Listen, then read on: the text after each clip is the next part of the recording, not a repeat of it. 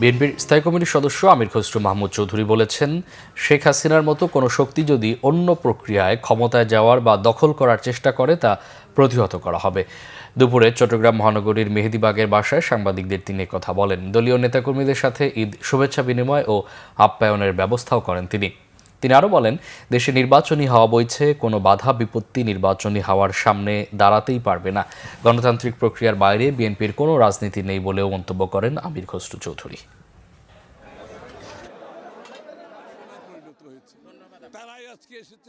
যারা জনগণের প্রতিনিধিত্ব করে, যারা জনগণের চাহিদা আকাঙ্ক্ষা ইচ্ছা ভাবনার পরিপূরণ করে, এই গণতান্ত্রিক প্রক্রিয়ার বাইরে বিএনপির কোনো রাজনীতি নাই। শেখ হাসিনা একভাবে ক্ষমতা দখল করেছে আর থেকেছে, আর কোনো শক্তি যদি অন্য প্রক্রিয়ায় ক্ষমতায় যাওয়ার এবং দখল করার চেষ্টা করে, বিএনপি সেটা গ্রহণ করবে না।